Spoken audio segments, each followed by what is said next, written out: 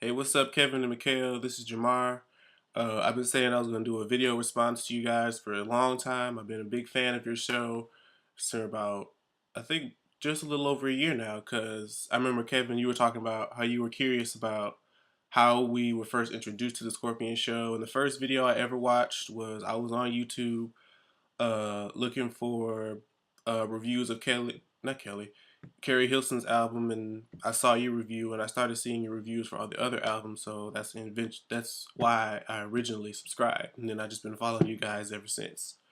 But the meaning of this video is I wanted to comment on or give my feedback on the Christina versus Lady Gaga debate that they've been have going on.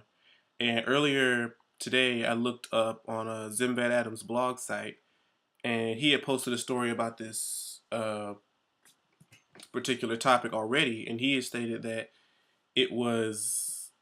He said it was big of Christina to say what she said, and like I kind of get where he was coming from because he's like the ultimate Christina stan. And she did say at the end of the comment, it's there's room for all of us on our iPods, which is true. But at the same time, you brought up a good point. She didn't have to call her a newcomer. She was like, and then say she's fun to look at. Because like when you say, well, first of all, a newcomer, she's really not new. As you said, she's been here for nearly 2 years.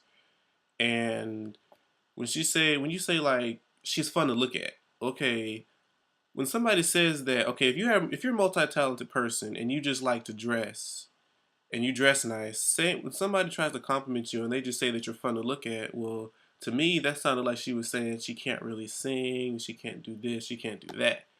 And so even if in Christina's heart of hearts she did not mean to say or throw any shade towards Lady Gaga, her choice of words weren't the wisest thing to use. You see what I'm saying?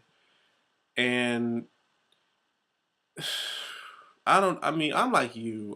When the people were first trying to bring this up with that "Not Myself Tonight" song and the video and the sound, I wasn't thinking about Lady Gaga when I heard that song.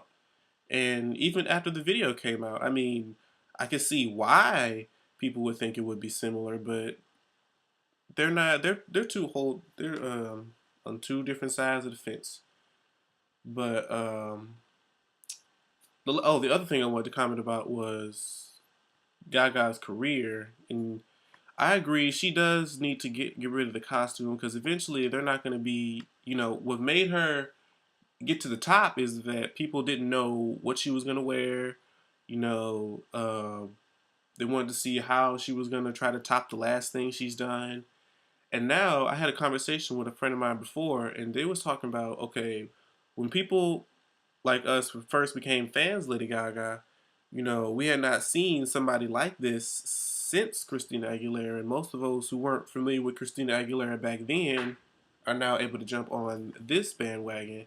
And so now that she's been up here since she first started with Just Dance, Love Game, Paparazzi, Poker Face, all those things, she started way up here. Like most artists, they're like down here, and you know, as their career goes, they make it to a certain level. And so with her starting up here, you know, coming out with good singles, having hot performances, it's like, okay, she has this gimmick that's got her up here, but it's like, well, now where does she go from here? You see what I'm saying? It's like I don't know. Well, we were kind of afraid.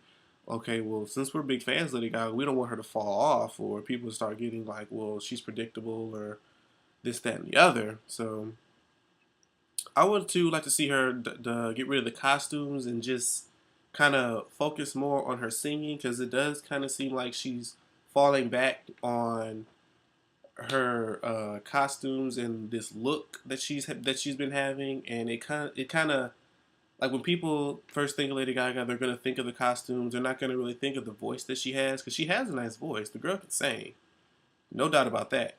But it's I think for future projects that she has, she should focus more on her voice, not so much with the costumes.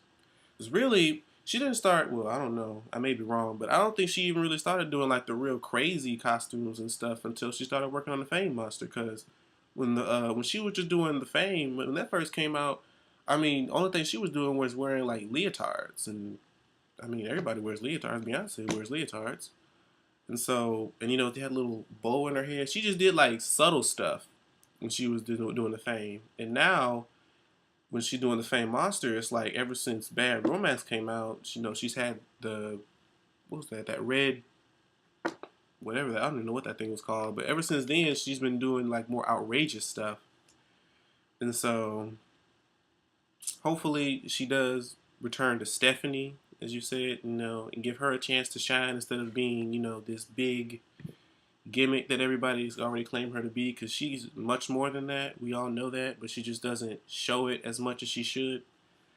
So those are my key points that I wanted to give out. Oh, and shout out, I got to give a shout out to the Skorpion for finally following me on Twitter.